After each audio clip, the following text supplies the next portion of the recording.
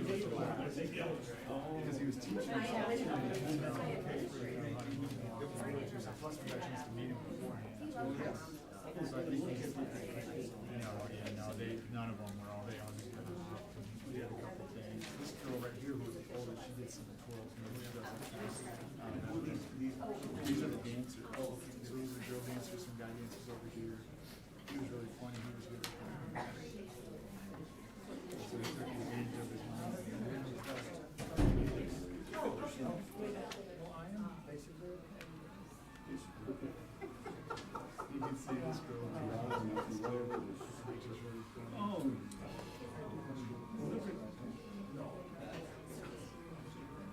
Those dancers over there.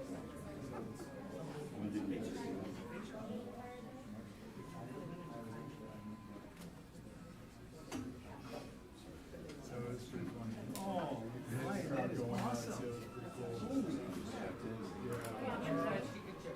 Yeah. So it was a pretty cool opportunity.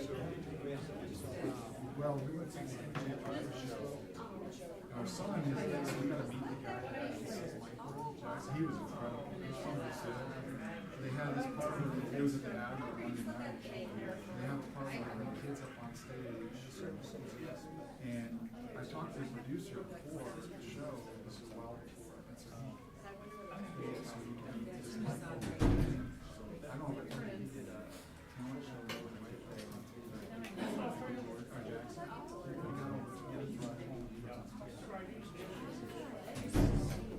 This is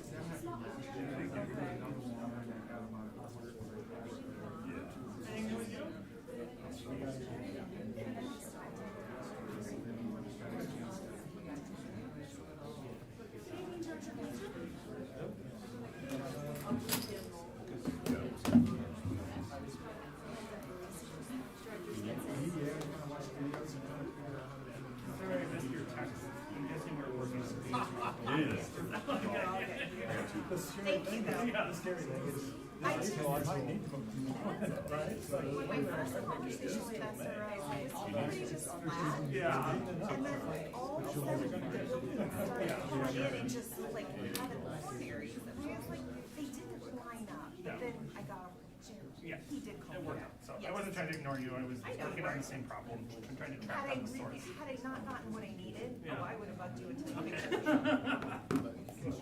Do you know what I mean? Like, I know you would have eventually picked it up. I was trying to find the source. So.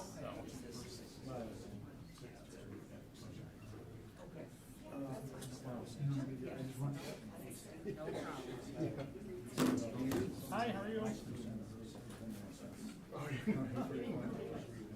You gotta remind me when No. we went to the one Okay. which is they do it in Vegas. Mr. Pratt. Touring show. Maybe it was Monday. Yeah, it was the Monday night. We talked to the production crew. We actually got women who was out there to meet the Michael. And then they bring kids on stage so they make sure their name is. They kind of let her save it for last because all these. All right, good evening, everyone. It is 6 o'clock. It is Wednesday, April 9th, 2025. We'll call this meeting to order and get underway. Welcome to Bettendorf School District School Board meeting, where our vision is educating and empowering every student every day in pursuit of educational excellence. And we'll start this meeting with a public hearing, which this hearing will be open for 60 seconds or longer as needed. Those wishing to address this board on our public hearing issuing $42 million in school infrastructure sales, services, and use tax revenue bonds. Now is your time to do that. This hearing is now open.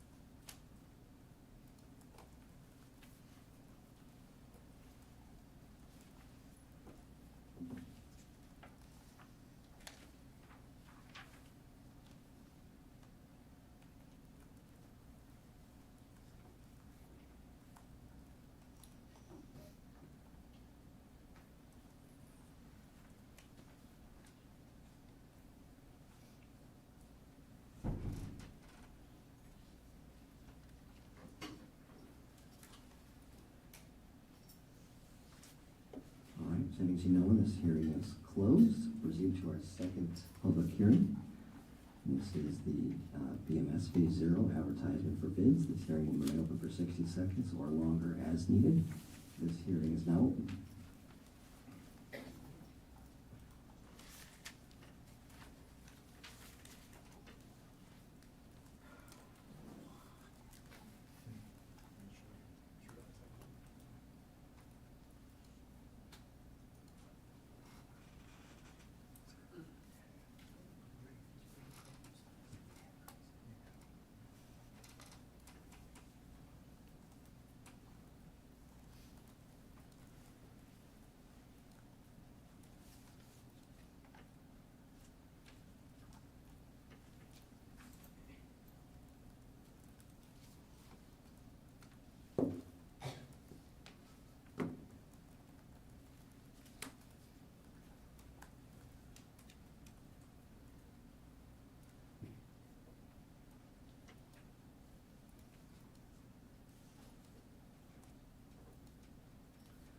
All right, having seen no one, this hearing is closed. Everyone please rise for the Pledge of Allegiance.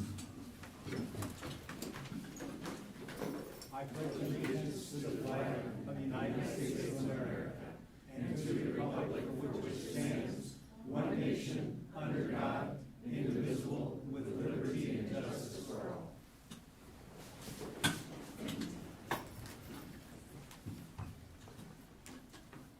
All right, do we have a motion to approve the agenda? I move that we approve the agenda as presented. Second. Roll call, please. Director Castro? Yes. Director. All right, move on to our first award. Do we have any of the FBLA students in the audience today? Sir, yeah, please come forward, please. As you're coming forward, I'll take this one. So, 7 Bettendorf High School students recently competed in the Future Business Leaders of America State Leadership Conference, when joining over 1,000 students and advisors from across the state with more than 100 business and entrepreneurial events to compete in. Bettendorf students took home the following top awards. Soraya took home first place in 2 categories, business communication and help desk. And second place, hospitality event, went to Olivia Killinger and Kelly Lay. And third place, vocabulary relay, Connor Ware, Preston Tennant, and Winston Chenier. Also, 6 students qualified to go to nationals in Anaheim, California. And Alea, also a sophomore, was elected to the state secretary. So your list of duties is growing. And congratulations, everyone. So over to you to tell us a little bit about it. Yeah, okay, so for the events, there are like 3 types of categories of events. There's objective tests, which is what I did for Intro to Business Communication, and there's role plays, which is where you sort of get a topic, and then you have 10 minutes to prepare for that situation, and then you talk about it, you respond to it depending on whatever the event is. And then there's also presentation, which I did with social media strategies this year. So yeah, and then the state secretary, so I'll be serving on a state officer board of 9 other state officers, and as my secretary position, I'll be doing the meeting minutes and really helping organize the social media and the state conference. So. Congratulations to you and everyone else on the team. Good job.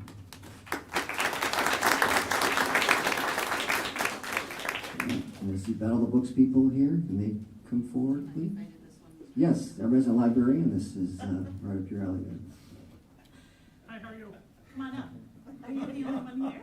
Don't be shy. Okay. So Bettendorf Middle students Lila Briggs, Charlie Sinelli, and Lydia Arnell Liu, aka the Undercover Spies, won the Eastern Iowa Teen Award Battle of the Books contest on Thursday, competing against 13 other teams. Students Amelia Griffin, Kiara Matwani, and Caitlin Koch. Team We Had to Delta with these books also placed 3rd, and Griffin won the individual Match the Quote battle. Herbert Hoover Elementary School 5th graders Zenny Waters, Lisa Marbach, and Sasha Dyer also won the elementary level Battle of the Books regional contest. And who are you? Zini. You are Zini. Okay, so you're one of the 5th graders that competed on the Saturday, right? Okay. How many books did you have to read? 20. 20? So for those of you who don't know, Battle of the Books is where the students read the Iowa Award nominees for the year. The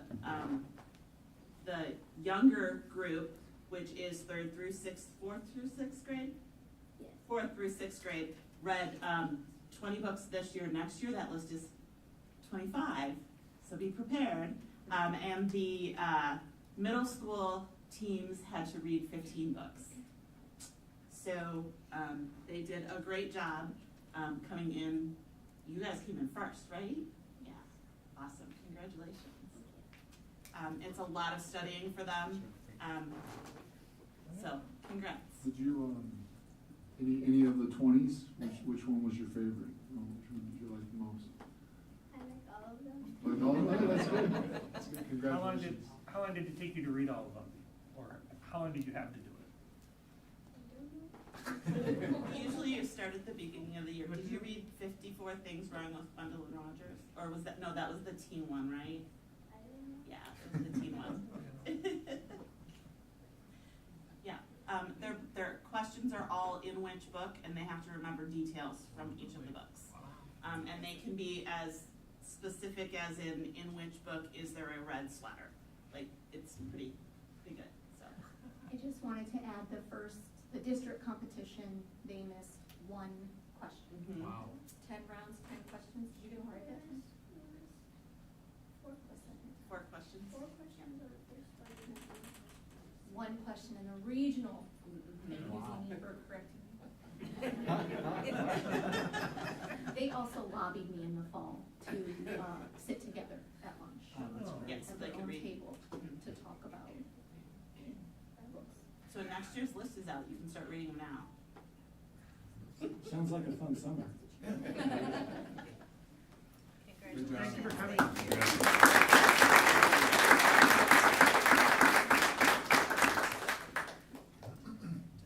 Art donation, Director Frecky, take that one, please. Is it Whiteman or Whitman? Do we know? Whiteman, okay, thank you. Amy Whiteman, former BHS student who had a passion for art, passed away recently due to a brain tumor. Katie Whiteman, also a former BHS student and passionate about art, has made a $5,000 donation to the BHS Art Department in remembrance of her sister, Amy. Thank you. All right, this is the president's statement, this portion of the meeting, for those wishing to, I'm getting ahead of myself, thank you. Yes, you're back for more. Well,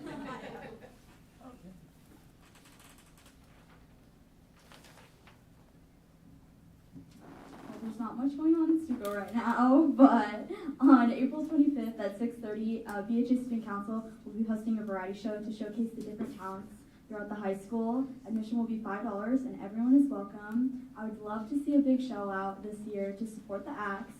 They may actually surprise you. Last year, in fact, we had someone do Beatles trivia. I thought that was really interesting.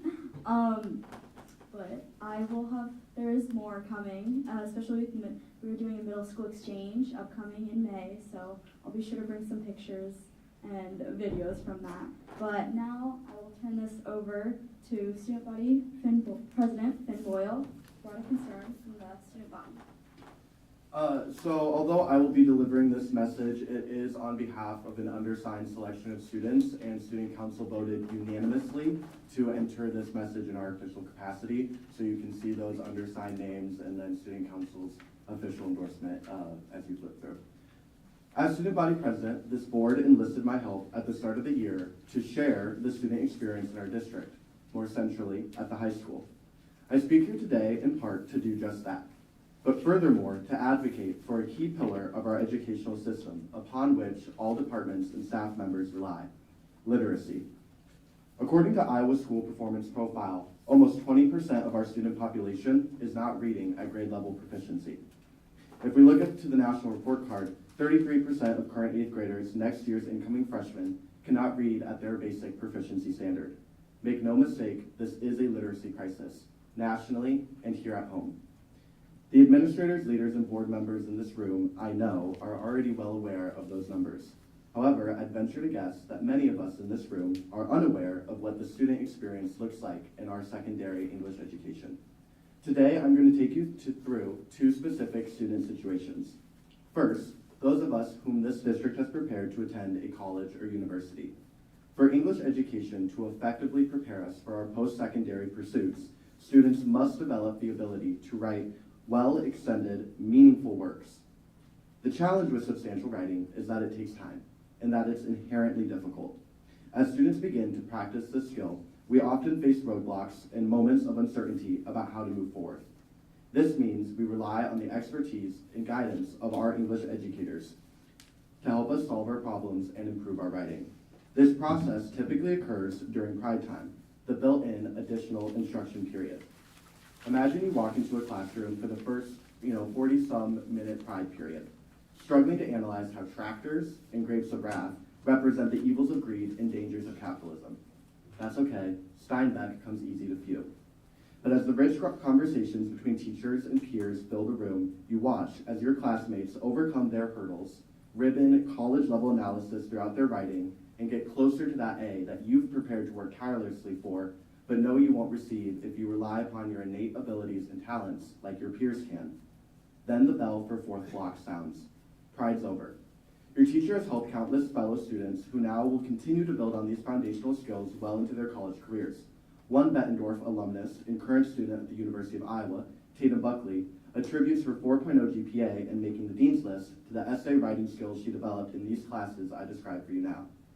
And although that your teacher did the best they could with the time they had, your essay sits unchanged at the bottom of your backpack, growing heavier with each step you take towards your next class.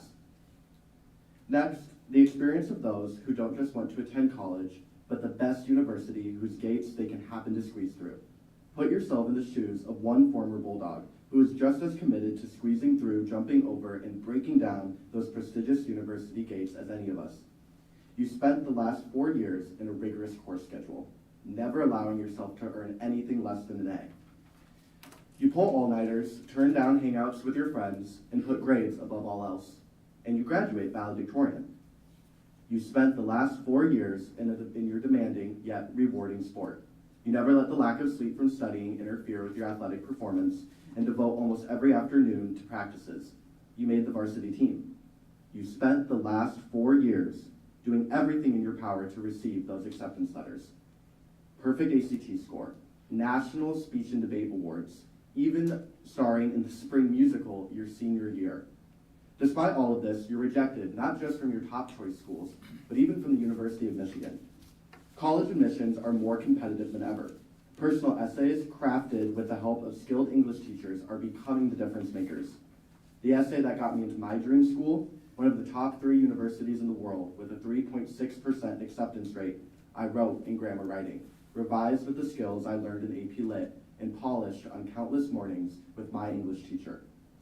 What unites these two student situations is that the one working towards the passing grade and the one working towards the Ivy League is this.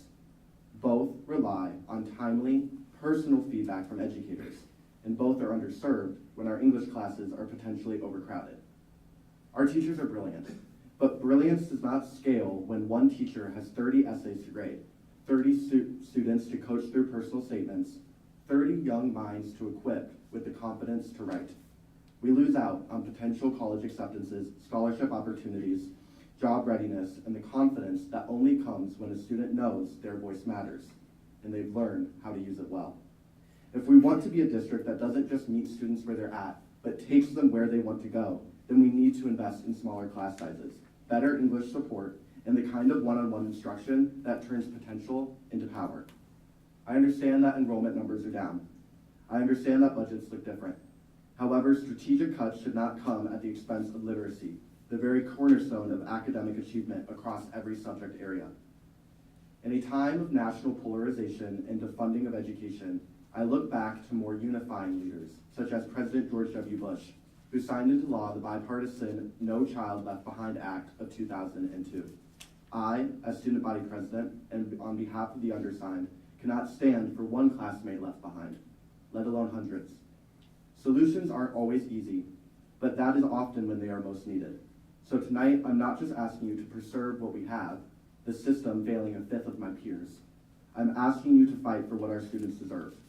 We pride ourselves on being future ready, but the future belongs to those of us who can communicate, who can interview, who can think. I now invite discussion and open myself up as a student representative and resource to provide whatever insight I can to this board. Finn, you said that the essay that got me into my dream school, one of the top 3 universities in the world with a 3.6 acceptance rate, I wrote in grammar writing class. Yes. Do you think the ability to write correctly, accurately, in good grammar, and just well written has a lot to do with your acceptance or not?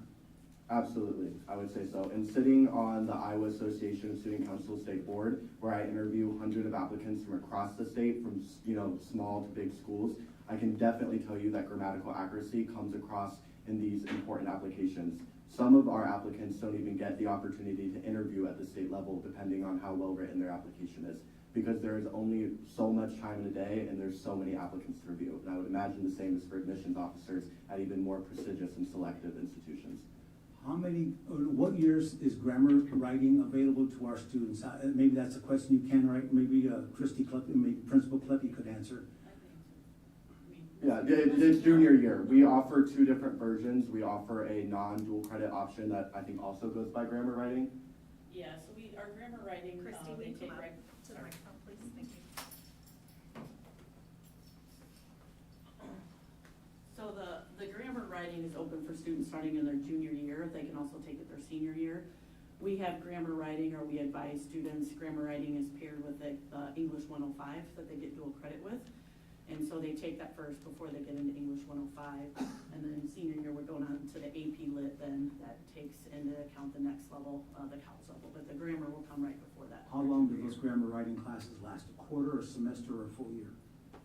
The dual credit lasts a semester, and I believe that the other option for the junior composition course only lasts a quarter, correct? Yeah, so the grammar part, the focus of the grammar is 9 weeks. And then they take what they've learned from the grammar and then go into the written part in the second 9 weeks. But it's a semester altogether. So that first quarter of the semester, imagine it more like a math class. You're sitting with sentences, you're diagramming. It really does feel more like you're doing equations because you're identifying problems and identifying patterns. And then in that next quarter, you utilize those patterns that you've been able to identify and equip in your writing to then have stronger analysis. We do a film analysis where we analyze movie, we analyze written works, of course, and then we do our own creative writing where we use the skills developed in that first quarter. I heard a word that I hadn't heard in 10,000 years. I heard diagramming. Do you diagram sentences? Absolutely, and Miss Woolley wouldn't let us do anything but mark them up, so. Do you think that's a tremendous benefit? Do you understand how structure and patterns and grammar, prepositional phrases, etc., adverbial clauses, all that stuff helps you in your writing? Yes, absolutely. Mrs. Kleppe, is there, for the concurrent enrollment class, does Scott Community College or EICC, there are parameters around the number of students in that class in order for us to call that a dual credit course? There's parameters always with dual credit courses on how many maximum kids they allow you to be in those courses. We can't have any student can come in, so the way we have it set up is they take grammar writing first for the first 9 weeks, and then they go into English 105, the composition course. Technically, a student could go take English 105 without the grammar writing. We highly discourage that, but we can't, we kind of pair them together with registration because it is not advised to take grammar writing before you take that college level course. So all of our students have always taken them together. If a student came to me though and said, hey, I just want to take English 105, they could do that. It would be very, very difficult, take a lot of work. I don't ever want to say a student couldn't do that, but I think Finn has shared how much the grammar is so important, and I know our language arts department is doing a lot of conversation about grammar across the board right now, starting at the 9th grade level. So. But they also, correct me if I'm wrong, the college also sets a parameter around the number of students in that class, correct? Yep. And what is that number? I believe for that one, it's the higher one, so I think it's 20 or 24. I think speech is our lowest one, which I think that one's at 20, so I think we can have 24 in that, which is a lot, but yeah. So question, are all students able to take just the grammar piece though, correct? Is that what I heard? Or is that a completely different course, the other grammar class? The grammar, so what Finn was talking about is if a student doesn't take kind of that dual credit pair with grammar writing and then the English 105, then they're just taking a 9-week composition course. So that's they build grammar within the writing, but it's not a standalone where there's so much more grammar writing that goes into that first 9 weeks that you can probably share the egg activity that Mrs. Woolley does and stuff like that to work on all those different parts of speech and things like that. So they're kind of different. One's kind of built in, and this one with the dual credit, they solely focus on grammar for 9 weeks. So. Have you shared this letter, Finn, with our state representatives and senators? I have not. I composed it initially over the weekend and then revised it most recently today. So this is the most recent If copy. you're interested in making a difference, I would recommend you do that. Yes, I know that they have been entertaining votes about budget increases for our education, so most definitely it's important. And just as a side note, I would add, I am sure that social studies teachers would also be thrilled to help their students improve their writing. Absolutely, interdisciplinary for sure. And mind you, us students, we are aware that we're moving down a high school math teacher down to the middle school. We're aware that we're not replacing Kathy Ahrens when she retires this year. We realize that there are difficult decisions that have to be made and that there are difficult solutions that have to be crafted to budgetary constraints. However, I urge this board to consider the importance of literacy and to consider where we were at before losing one of our most tenured and expertise staff members in that department. Have you guys had discussion, within student council in regards to just brainstorming solutions, or what you guys, if you had, power and authority for the day, how you guys might approach that, or is that something you guys could share with us, or just some ideas and things like that? Right, absolutely. I think it would be a lot easier for us to have, as a student organization, those valuable conversations with access to the numbers and the data and the statistics to have an informed conversation. But what I would say is the bottom line, and these 4 ladies here as well have also taken those grammar writing and those AP Lit classes, and we can all attest that the smaller the class sizes, the greater the education, specifically in this area. That isn't true across the board with all subjects, but I know in my grammar writing class, I think I may have had 11 people. And it was, again, grammar writing and AP Lit were the most valuable and the most college preparatory classes I have taken in my 4 years at Bettendorf. And that's not because I prioritize that department. I have taken all AP, all dual credit, all honors classes, with the exception of one general psych class that was due to a scheduling conflict. Can I say that I had a daughter that graduated last year. She took grammar writing. It was a very difficult class for her, and she's a freshman now at school at UNI, and I've talked to her about what's the most important class she took at Bettendorf, and it was grammar writing, without a doubt, and she's highly encouraging. I have a son who's a sophomore, will be a junior next year, that he needs to take that. That is the most important thing you can take going off to college. So you're right on with what you're saying. In my 4 years at Bettendorf, I have been tasked with writing an annotated bibliography once, and that was in AP Lit, and that is most definitely an indispensable skill when you get to postgraduate or post-secondary education. Annotated bibliographies are just kind of expected of you, or at least works cited pages, and it's not necessarily a skill that they re-go over on the first day of classes, especially at some of those bigger universities and in bigger lectures.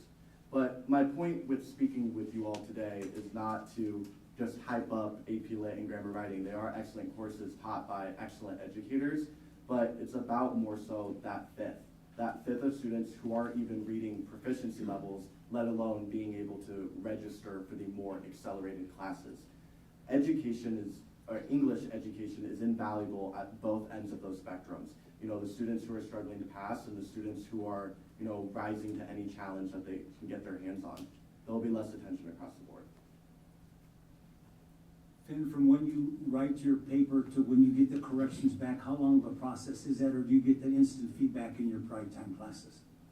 Well, it depends. And so if it's a shorter work, then we can expect it, within the week. If we're writing mine was 13 pages. Ava, what was your research paper?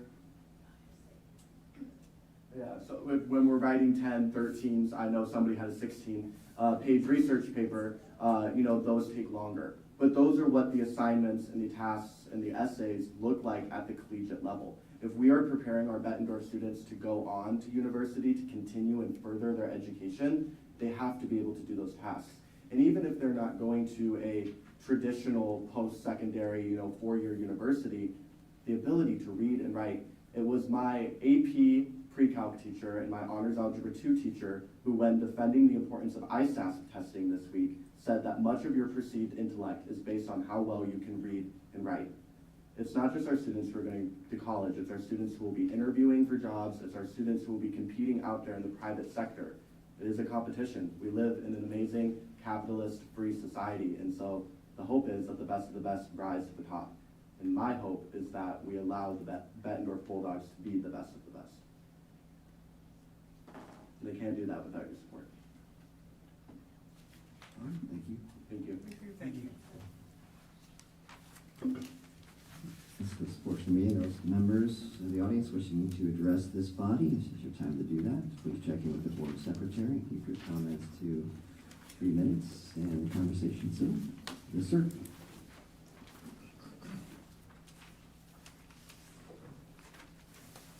Good evening, sir. Please state your name and address for the record. My name is Eric Ayler. I reside at 3698 Deer Trail Road, Bettendorf. The reason I'm here tonight is to bring attention to a couple of things from the March 26th board meeting. The first is the succession planning of the president, changed to the section 2061 and 2062. This was locally generated per Director Larkin. While adequate explanation could not be provided during this time, Director Larkin thought the succession planning needed to be tightened up. It was stated by a board member during the first read. It's not a bad idea to make sure we have very clear steps to make should someone step down from a leadership position in the board. Well, it is currently clearly written what happens if the president steps down from their position. The vice president takes their position for the remainder of the term. That is what's clearly written. The only thing that's not cleared is what happens to the vice president's role. Second was the second reading of draft 219. Director Castro tried to open discussion. He was told this was a second read and was only up due to an up or down vote. Director Castro stated he could still discuss, and this discussion did continue along with other board members. During the board shared communication, a member stated, and I'm paraphrasing here, when we do a first read of policies, that is when you should use the changes that you would like done, not the second time. It's kind of a Robert rules thing. Well, Robert's Rules of Order. The first reading is to introduce the motion and allow the initial clarification and discussion. There is no vote, there is no amendments at that time. The focus is on presenting the motion, explaining the purpose, and answering any initial questions. The second reading allows for a more thorough discussion of the motion, including the opportunity to propose amendments and debate the merits of the motion. At the conclusion of the second reading, that is when the motion is a vote. When Director Peevage provided some advice when he was leaving to the incoming board and remaining board members, the board needs to respect each other and work together. The board that he was leaving treated some members of the community and each other without respect. History is looking to repeat itself. On Tuesday, November 7th, 2023, Ryan McGivern, 2605, Paul Castro, 2534, Kevin Frecking, 2410, Patrick Larkin, 2373, Aaron Bannerman, 1509, incumbent Joanna Dorter, 1489, incumbent Rebecca Eastman, 1442.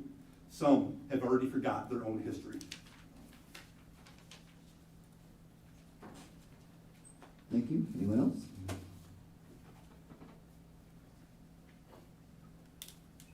Having seen no one, transition to the BEA report.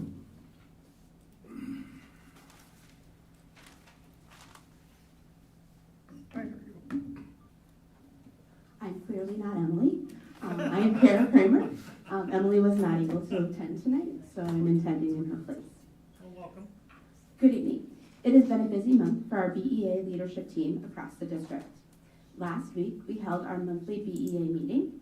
This is a meeting where our executive team, as well as our BEA building reps, come together to share and collaborate. While we've had conflicting schedules to meet individually with various departments, We're hopeful to get something scheduled to address some of the things that have come up during our meetings to report back at our next BEA meeting in May. Our members are doing a great job of keeping up with what is happening throughout the state of Iowa, as well as nationally, and asking the right questions to help continue to move our district forward. And as always, we are thankful for the relationships that have been built between our building association reps and building administrators. This collaboration is essential. As we look ahead, we have many exciting things happening for our BEA members. April 22nd, our Iowa State Association President, Josh Brown, will be coming to visit Bettendorf. Additionally, on May 7th, we will have our spring BEA dinner at Happy Joe's from 4 to 7. Members, their families, and student teachers are all welcome to attend. And finally, we are back at the table with the IBPS team as we continue to work with our facilitators. Working through the process with the facilitators provides us with the much-needed support to ensure that we follow the process. By doing this, we lay the essential foundation needed to move this process in the coming years successfully. We truly want to have the best for all parties and for all staff. Thank you. Thank you. All right, next up, Best report, please.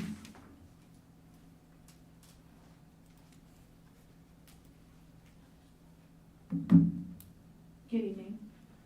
Our next BESA meeting is on Tuesday, April 22nd at 4:15 p.m. And we have a special guest for this meeting. Josh Brown, the Iowa State Education Association president, will be joining us.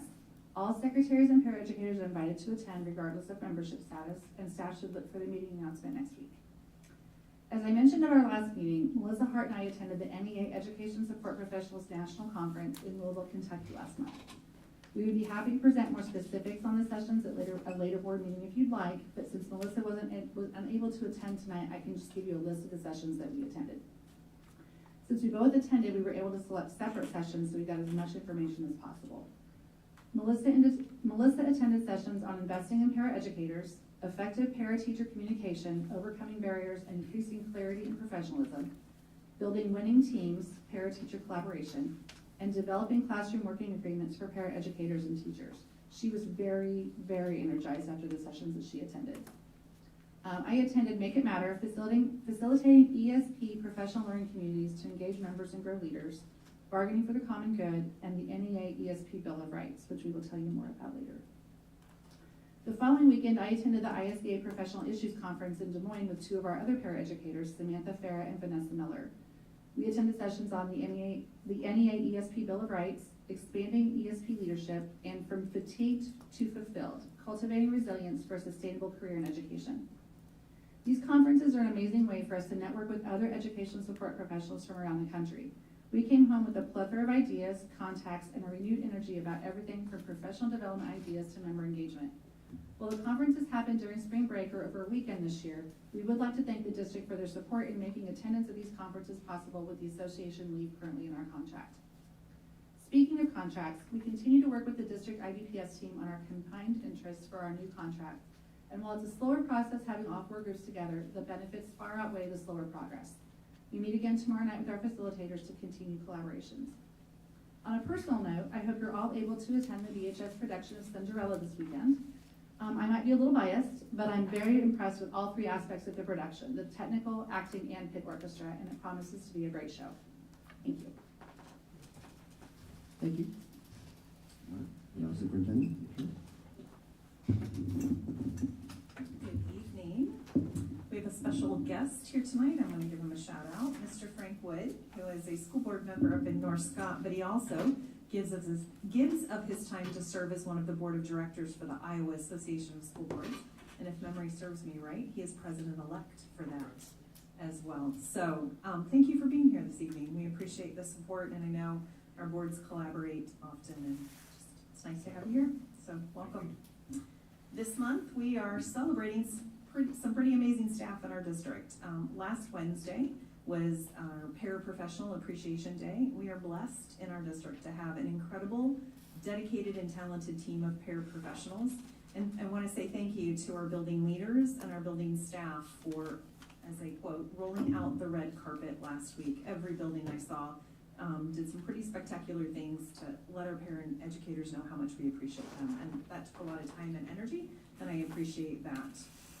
It is National Library Month, and last Friday we celebrated our teacher librarians for National Teacher Librarian Day. Thank you. We do have an outstanding group of teacher librarians.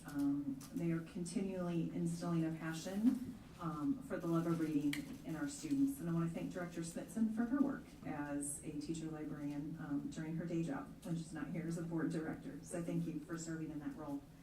And this week is our Assistant Principals Week. Huge shout out to those. We have a dean or an associate principal in our with us tonight from the middle school. But I want to say thank you to our assistant principals and our deans for the tremendous work that they do to support students and staff in our buildings. When you see them running around in our buildings, they usually have roller skates on. They don't walk, and they never stop. And last but not least, it is National Therapy Dog Day on Friday. As you know, we are very lucky in Bettendorf to have an incredible team of dogs at our buildings to support students and staff. And actually, our city of Bettendorf is declaring Friday, April 11th in the city as National Therapy Dog Day. And Scott Nauman from our city council member will be at Edison this Friday morning at 7:45 to issue that proclamation with some of our dogs and our dog handlers. So we're excited about that, as they should be recognized for the incredible work they do. Melissa beat me to it, but if you've not already purchased your tickets for BHS's Cinderella Enchanted Edition this weekend, I encourage you to do so. I got to see some of the practice about a week ago. It is going to be an incredible performance. It kicks off tomorrow night at 7 p.m. There'll be shows Friday night and Saturday night this weekend at 7, and on Sunday it'll wrap up with a show at 1 o'clock.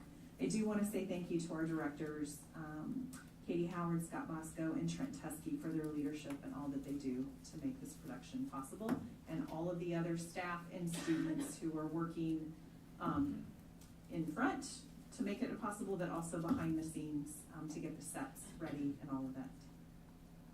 Thursday, I did say Thursday was opening. Yes, we open tomorrow night. Isn't tomorrow Thursday, Melissa? Okay. You know, it's been a week, so thank you for correcting me.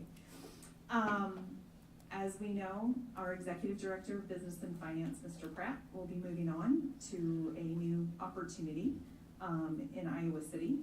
We have, the position was posted today.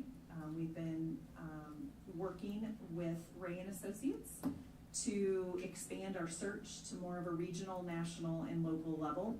We'll be advertising and working with them to get it posted on such places as Education Week, Iowa Association of School Boards. Our goal is to cast, like I said, a wider net for an applicant pool, and the position will close May 8th. Thank you to Celeste Miller for her work today to get all of the information posted on our website so applicants can go there. And I want to say thank you to our Executive Director of Human Resources, Miley Mejia, for all of the work that she's done back and forth with Ray and Associates to get all the details just right so that we can recruit and hire an incredible candidate. Maybe not one as incredible as who we currently have, but I might be just a little biased right now. So, in that vein, I would like to ask Mr. Pratt to come up, please. Our President Larkin has something he'd like to share and say. Yeah, so an employee like Kurt comes along once in a career. To use a cliche, you're the Michael Jordan of this place. A player that can really do it all. You can bring the ball up, the outside shot, the free throw, take it to the hoop. You drive the bus, you cut the grass, you do our budget, you manage our middle school projects, you have an in-depth knowledge of all our buildings, and to lose that amount of human capital, it's like Michael Jordan retiring. I mean, it's just a sad moment for us, but you know, it's a good moment for you too, and so we want to be supportive of your career and what you want to do. And as a small token of our appreciation, we have the coveted Bettendorf School District plaque to present to you. Thanks very much.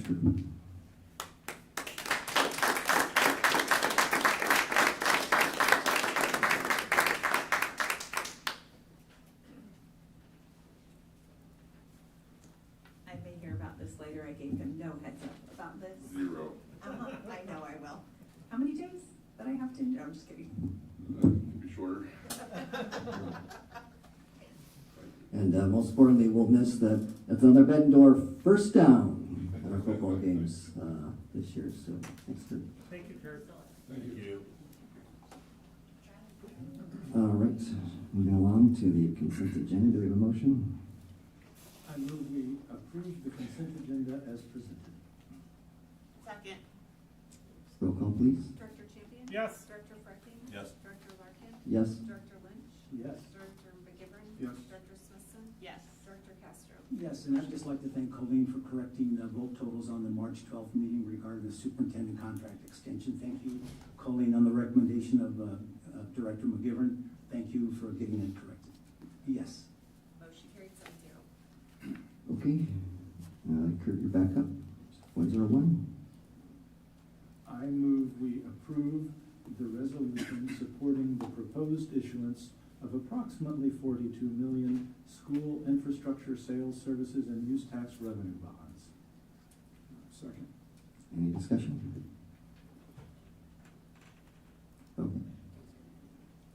What's the timeline once this has been approved for moving forward with the issuance? So we have a 14, upon this passage here, we have a 14-day waiting period. And so we'll have a next agenda item at the 23rd board meeting, I think it's exactly 14 days, right? Which will then actually kickstart the actual issuance. So we've got a 14-day waiting period after this. Thank you. Okay, roll call, please. Director Frecking? Yes. Director Larkin? Yes. Director Lynch? Yes. Director McGivern? Yes. Director Smithson? Yes. Director Castro? Yes. Director Champion? Yes. Motion carried 7-0. Yes, you saw Mr. Shea. Did I, was he here to kind of tell us about the Whiteman things? And I missed it? It's okay, I can, Christy, will you, Miley, somebody yell at Mr. Shea? I mean, he can't, it's, That was right. consent agenda. Yeah, I'll just we connect with you. talked about that, yeah. Okay. Connect. All right, it's, Keep going, sir. so what was the count on that vote? I got distracted. 7-0. Thank you, ma'am. Perfect, thank you. Are we at 6.02 now? Yes. I move we approve the scope of work and proposed budget of $700,000 for BMS addition and renovation phase 0. I can second that, absolutely. All right, discussion? All right, having seen none. Go ahead. Well, I didn't know if anybody would ask what phase 0 was. I read through it, it sounds like utilities are getting moved. Yes, so to facilitate what will be phase 1, we need to relocate some underground power lines and transformers and the new chillers. So we're anticipating about a month-long period this summer through mostly July, a little bit of August, where portions of the BMS building will be without power and without air conditioning. So it's not going to be a pleasant place this summer. So That'll be the same time that the people are redoing the roof, right? yeah, that could happen in June. So there may not be a ton of overlap there, but yes, that's a possibility. Yep. So that's phase 0, because what comes before 1? 0. Well, it's a start, which is exciting, so. Yes. Sure. So, when you issue bonds, you can actually issue bonds with a precursor to look back by, I think it's 120 days or 180 days that eligible project costs can be captured in that and be paid for through this same source. So I'm just linking phase 0 can be paid through the bonds as well. So we'll want to make sure that's included in our ordinance when we issue the bonds, but that's an important step. I hadn't even connected the dates, so thank you. I appreciate it. All right, having seen no further discussion, roll call. Director Larkin? Yes. Director Lynch? Yes. Director McGivern? Yes. Director Smithson? Yes. Director Castro? Yes. Director Champion? Yes. Director Frecking? Yes. Motion carried 7-0. All right. Thank you, Kurt. 6.03. Policy reads. Pause here for discussion. So before we dive into discussion, I will make the motion that we approve the policies listed below as presented. I will second that. All right, discussion? There you Yeah, so I wanted to bring up and have an opportunity to discuss this for both 206.1 and 206.2. And my concern is, number one is, so I've gone through, I'm at about 150 schools through our district, and our current policy reads exactly like all policies on this topic throughout the district, with the exception of some schools either don't have policy or it's not even very defined, even to the extent that we are, and I would argue the majority of the districts throughout Iowa are. So I would argue that we are completely consistent throughout the state with our current policy on both 206.1 and 206.2. My additional concern with both 206.1 and 206.2 change of language is that, number one, if a member is resigning or unwilling or unable to carry out their term, there is policy in place as to what happens in the event of a vacancy. Understand that if it's the president, we have a board without a president. As the policies currently read on ours and throughout the state, the vice president then takes over to the remaining term of the president, and policy reads then a new vice president would then be elected.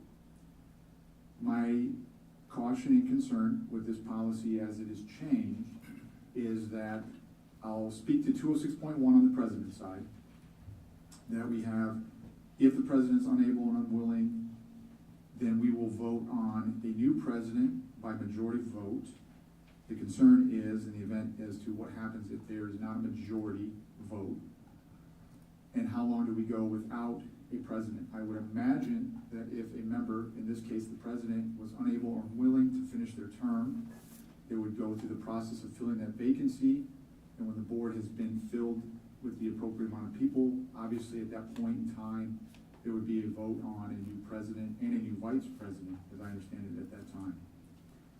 So I don't know whether this, and then again, that carries over also on the 206.2, where we are basically changing that procedure, which again is consistent throughout the state of Iowa, as from what I can tell, and I'll continue to do my due diligence to go through all the districts.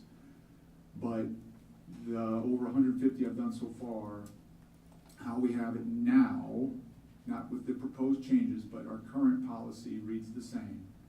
And in the 206.2, now we are, again, kind of diverging from that typical process where you would have a member available and ready to stand in place as the president. A new vice president would then be elected.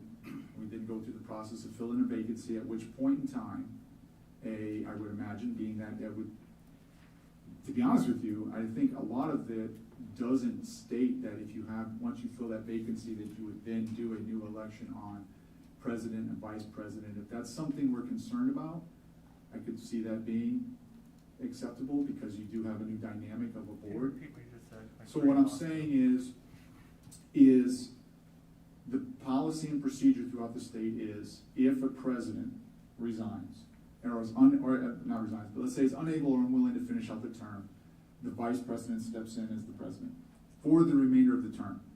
And then policy reads a new vice president would then be elected amongst the board. I can understand then that would also constitute a vacancy in your board, because you would now only have, in this case, a 6-member board versus a 7, because you've lost a member. Okay.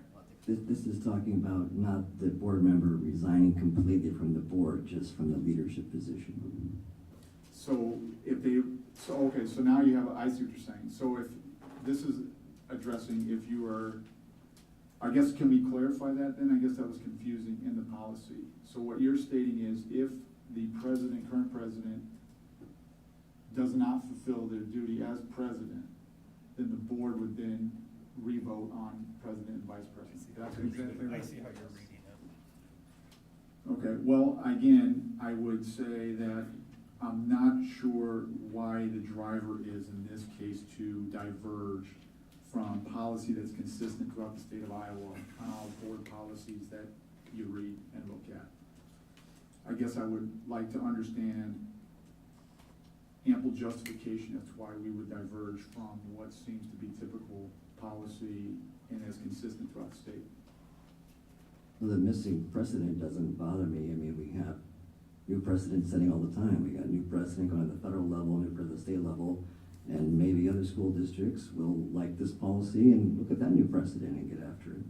I think this body deserves an opportunity to pick a new president, any school district, pick a new president, if the president doesn't stay for their term. So, and it's incumbent upon the district this body to pick new leadership if that happens. So it's really more opportunity, more transparency for a board to pick new leadership. I would, I guess, counter with every year annually, there is new leadership that is being determined among the board.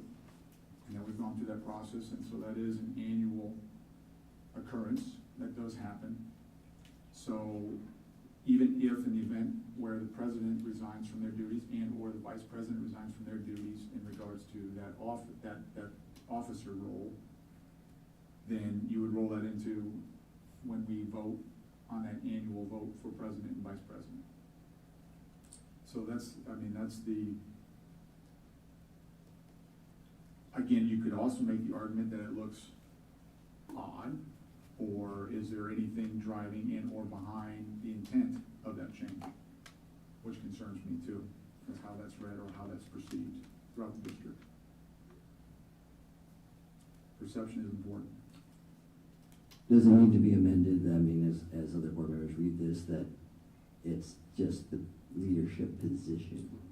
Yeah, I would propose, or I would, I would propose that we clarify that in the thing, that is, if the board president is unable or unwilling, just like it says up there, to complete the term of office, right, as president. Yes, just the board president. Include the words, to complete the term of office as president. I think that's clarifying language. Yeah. Sorry.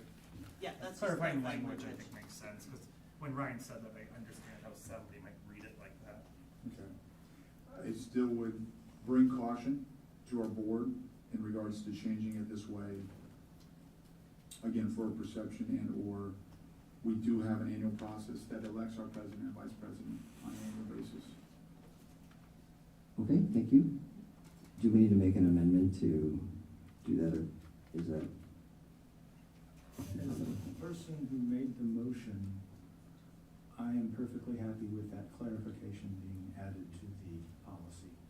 I forget who seconded it. Andrew seconded. No, I Oh, no, Director Sorry. Champion seconded the motion. I would agree with that amendment. I would provide a second for it. Are you finished with your statement? Yeah, I'm good. Okay, more discussion. I also kind of have several questions about the new policies, 206.1, 206.2. Are these, Dr. Morris, are these IASB generated policies?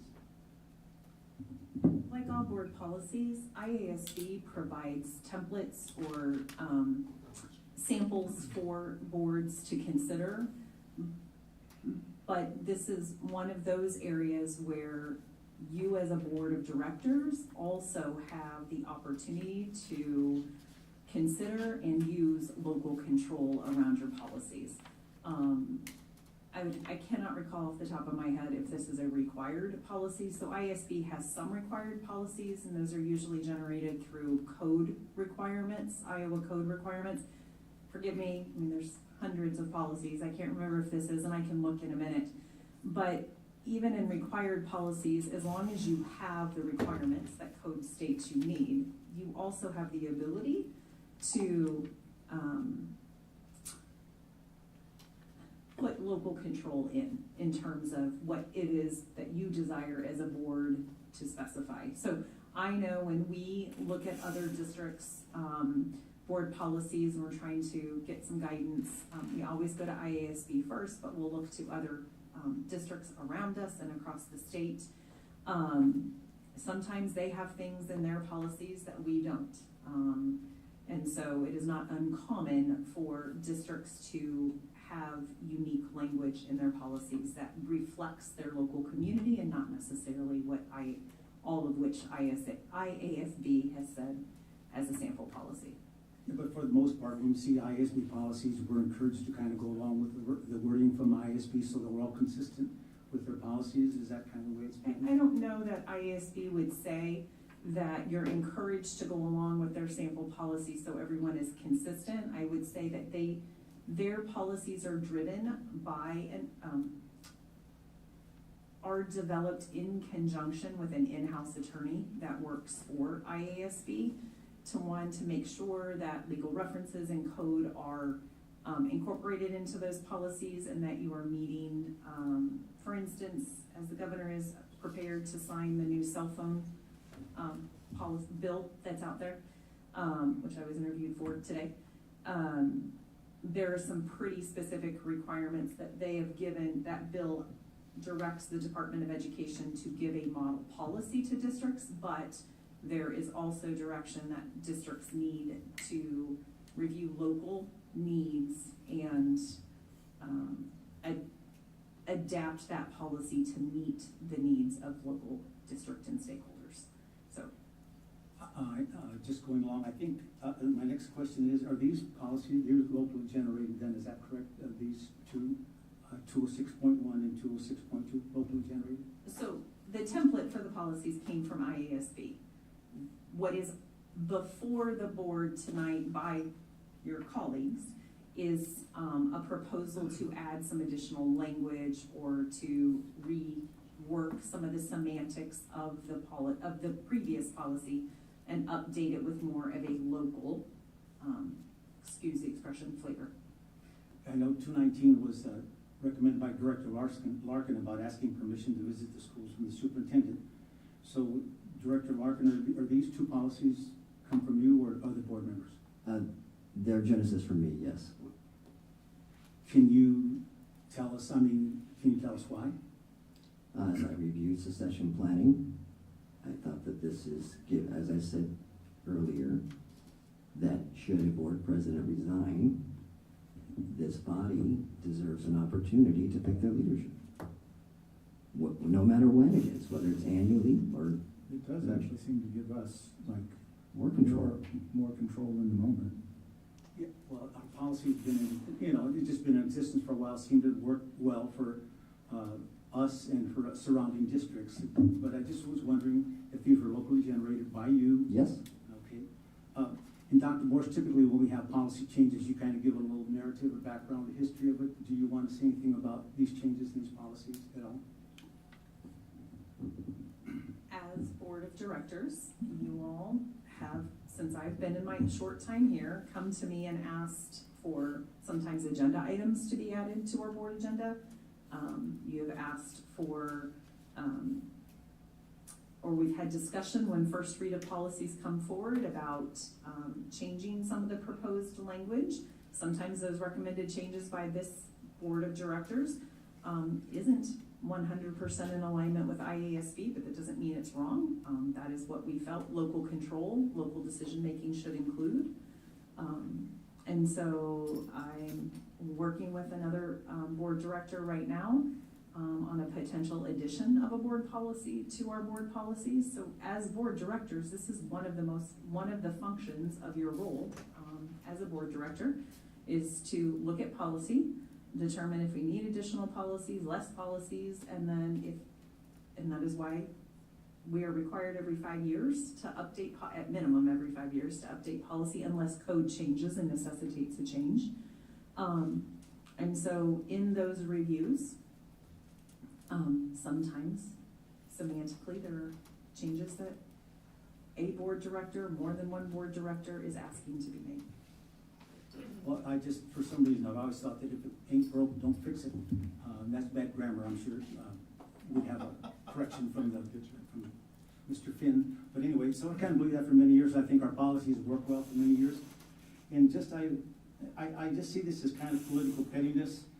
to prohibit the natural succession process if the president is no longer capable or willing to finish the term. This sets a slippery slope for for policy manipulation for future boards to justify sheer pettiness toward board members as well as sheer pettiness towards others. I had one follow-up question to help me in my search. Are you aware, Dr. Morse, of any other policy that reads like this? I'm not, but I have not searched any other school districts for this specific policy. Okay. I just want to provide a clarifying point. Director Larkin was elected president, and part of his role and responsibilities is to go to agenda setting meetings with the superintendent. We are the superintendent's boss. He is the head of our board. Mr. Larkin has a right to put something on the agenda. You can request something that goes on the agenda as well. This is not Dr. Morse's policy. This is a policy that covers the board, not her. And I think it's important to realize that we put him into a position of president during our last board cycle, which enables him to put things on the agenda. So I don't think it's really fair to basically insinuate that the superintendent had some sort of role in this, because it's not true. And if you need to look at your president, and he's told you that he wants through succession planning, he's repeated that, and he looked at it, and these are his recommended changes. I didn't insinuate that the superintendent had a role in this at all. Well, that's how I interpret it. Has legal been advised about this? I mean, have they looked into it? Yes, we ran this through, as I shared last time, our legal counsel did review these two policies that are before you this evening. Because I'm looking at, does this help the kids in our district, the staff in our district, or the taxpayers in our district? If doing this helps any of those three better our district. And that's where I'm at with this. It seems like we have a system in place, and if we're actually changing anything for the better. So That's since fine. policy is Yeah. the role of board, your all's role, I would say, that would be a question to your colleagues. Okay, having heard all the discussion, we'll call for roll call. Director Lynch? Yes. Director McGivern? No. Director Smithson? Yes. Director Castro? No. Director Champion? Yes. Director Frankie? No. Director Larkin? Yes. Motion carried 4-3. All right, transitioning to 6.04, do we have a motion? I move we approve the special education facilitator job description as presented. I can second that. Sorry, when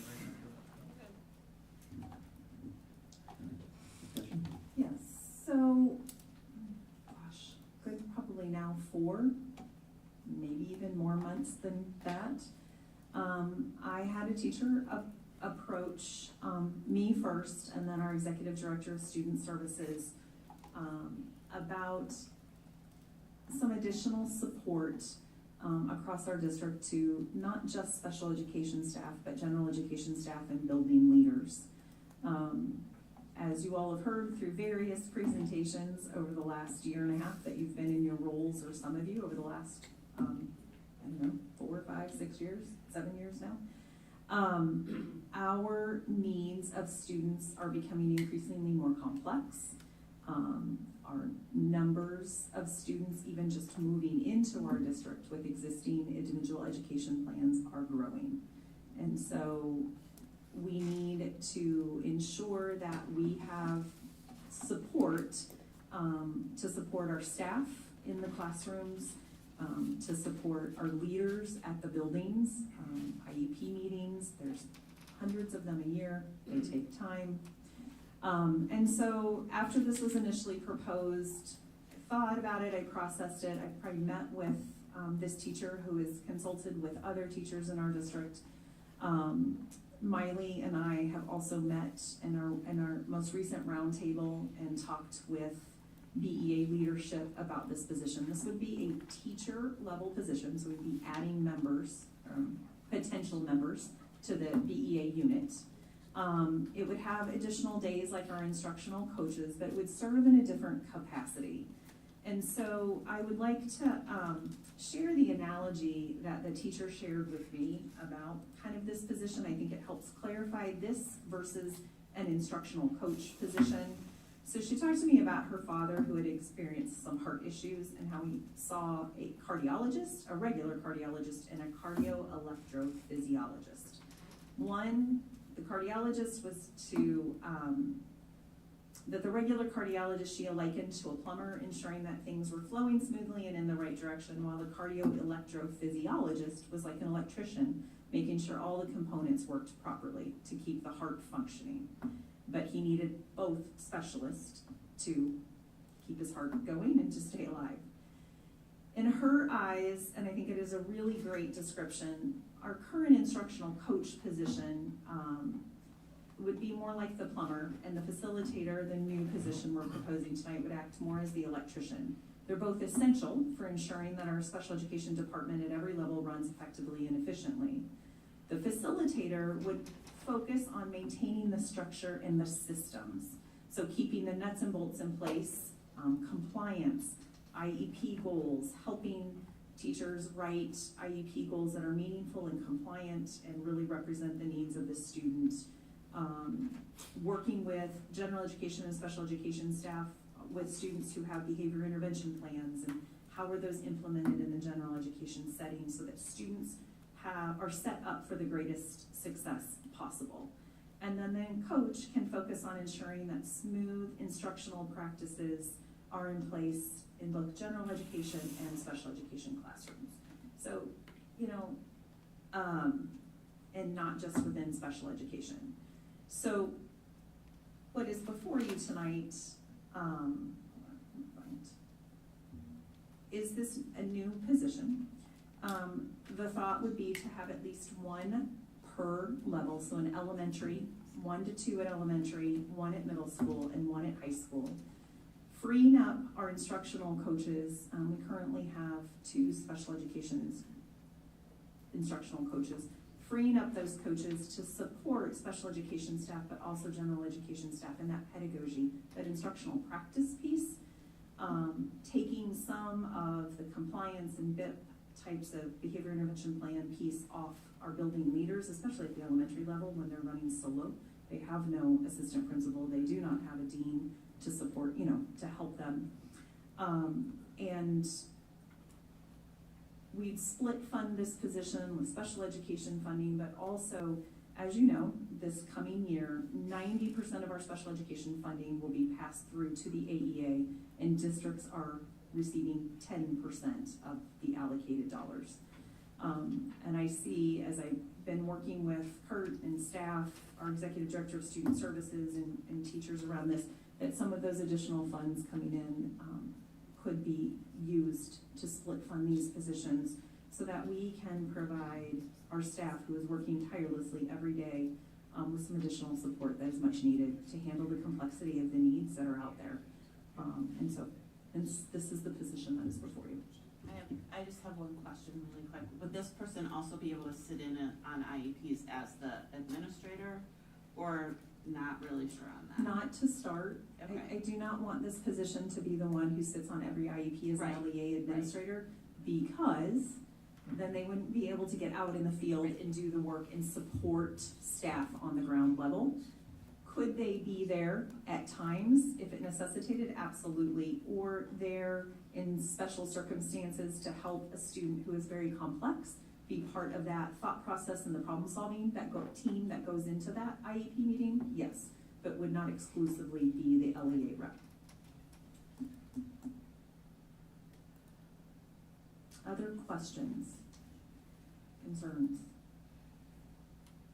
What I appreciate is the amount of time this teacher has invested in working with their colleagues, spending time with me, spending time with Karen, Allison,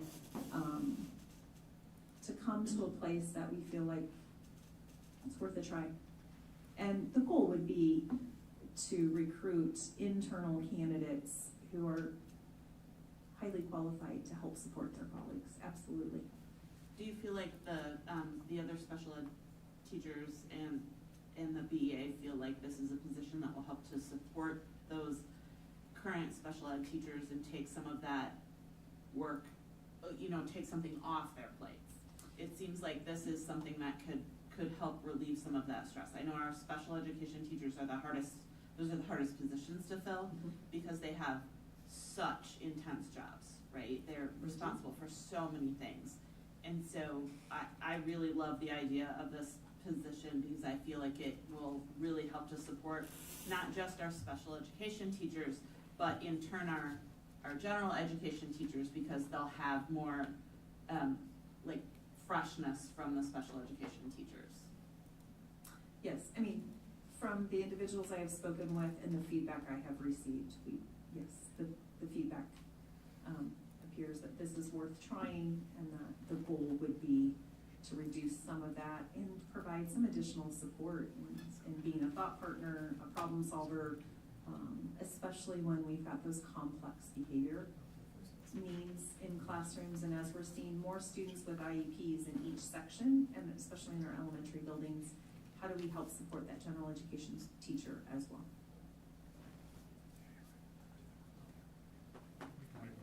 All right, any more discussion?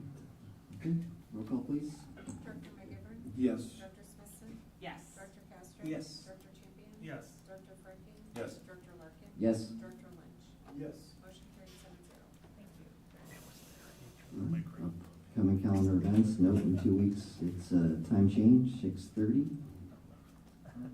So if you get here at 6, you'll still be on time. Did you skip 7.01? Oh, I did. I'm being long here. You've been keeping me on track, thank you. All right, we'll go around the room. Would you like to, since you point out, to go first, then we'll go clockwise? Absolutely. Sure. I have nothing to report. I'll go. Visited Paul Norton School last Friday. I just want to give a few shout outs. First of all, to Heather Budd, principal, for taking time to show us around and talk to us, and to their two secretaries, Vicki Saxton and Eva Quillen. We also ran into the librarian, Sarah Hahn, who does just a wonderful job. She had a traveling author there that day, and the kids were wanting to go into the library like it was a movie. They just all wanted to go in there, and it was really neat to see that. And then Mrs. Parker invited me and Director Castro in to their classroom. They were having some presentations. The kids were talking about themselves, and it was just really neat to see how engaged all the kids were, how well-mannered they were, respectful, and they had great questions for their fellow students, and it was just outstanding. She also has a really good student teacher in her class, who's, you have to reel her in, maybe, really good. And then, as always, in the lunchroom, Stephanie Sandman and Sarah Schneck, they do a great job in there. They're hugs, they're helping out, they have so many different roles in what they do, and it's always great visiting that school up there. It's awesome. Thank you. I wanted to kind of shout out, you got a little bit of a shout out for your Parent Executive Council last night. I volunteer on the PFAB board, and they had a really great conversation, and they were so happy to have the opportunity to sit down with the superintendent. I think that's a really great thing. Most districts don't have that opportunity, and so I think it was really nice to hear. They're so glad to be a part of that council and to hear what's going on in the district, and then to get feedback directly from you. I will pass today. All right, go ahead. I will also give a shout out to Paul Norton, in that it was a couple Fridays ago, they dared to have what was called a glow party. I think it might have been the first of the kind at that elementary school, and if you ever wanted to see the definition of pandemonium, that was it. They turned the lights off in the gym, and they had, I would be very curious as to what the sales were, because they were selling anything that glowed, sparkled, or lit up. Hand over fist, but a big shout out to, I know there were teachers in there volunteering their time, and I'm sure they could think of more exciting places to be on a Friday evening. And there was a lot of parent volunteers in there as well. And overall, I know our daughter was really excited to go, and she had a blast. And I know a lot of kids just had a really fun time. So that was a daring adventure, but I think it turned out really nice, and it was quite the thing to see. So. And Coach Frecking said it also, I have nothing else to add, it was just, whatever you said, it just times two. All right, I have nothing tonight. Moving on to calendar events. Note next time is 6:30. Again, if you get here at 6, you'll still be on time. It is, can I interject? Good. It is 6:30 because we have our volunteer recognition celebration that evening that starts at 5, correct, Celeste? At 5 p.m. it will be in the Commons at the high school. If you're able to and your schedule permits, please stop by between 5 and 6 and say thank you to our amazing volunteers. It's been, this will be our 3rd year doing it since I've been here. It's just a special time, time to honor the countless volunteers that give so much to our district to make it a better place. We're gonna let, Mr. Andrews and Mr. Spires really gonna talk tonight about the new facilities or anything? We missed that part of the agenda. Okay. I didn't know that's why they were here. I apologize, sir, gentlemen. Oh, were they supposed to talk about the PMS? I think we're gonna talk about the weight room, new donation. Well, yeah, those were all on the consent agenda, and so those aren't things that get discussed. Okay, all right, all right. Thank you though for I being just saw here. them there, I didn't Nope. come up and talk. We will be sure to include them next time as well as coach, as well as athletic director Shane. Yeah, I so apologize. there must have been a confusion with the agenda. Thanks for coming. So if we need to put a, like, no, I just mean as far as whether they're presenting or not, consent. So if it needs something to be added at the next one for them, towards the beginning perhaps. I mean, there was no formal presentation scheduled. That's what I mean, yeah. No, I'm not, I mean, like, it was on consent, and no one is that, saying if they wanna do something, let's get it on the beginning of the next one, so it's not tying up their It's evening. one of the recognitions, commendations, and information section. Yeah, maybe we can do it right off the bat, And they so don't that have they to sit can, through an entire meeting. they can come in at 6:30 and just get done with it, so. Yeah. You know, so we can see what they're doing. Oh, that scoreboard looks very impressive. Yeah, so is the weight room. Good, that's gonna be nice, it's gonna be a nice refresh, so. Okay, thank you. All right, do we have a motion to go into closed session? We will, as soon as I get the appropriate language pulled up. I will make a motion to enter into closed section. 9.01, motion to enter into closed session pursuant to Iowa Code Section 21.5 Sub 1 Sub A. The board will meet in closed session to review or discuss records that are required or authorized by state or federal law to be kept confidential or to be kept confidential as a condition for that governmental body's possession or continued receipt of federal funds and Iowa Code 21.5 Sub 1 Sub I. The board will meet in closed session to review, to evaluate the professional competency of an individual whose appointment, hiring, performance, or discharge is being considered when necessary to prevent needless and irreparable injury to that individual's reputation, and that individual requests a closed session. I will second that. I'm sorry for my mouth. Roll call? Thank you, sir. Director Smithson? Yes. Director Castro? Yes. Director Champion? Yes. Director Frankie? Yes. Director Larkin? Yes. Director Lynch? Yes. Director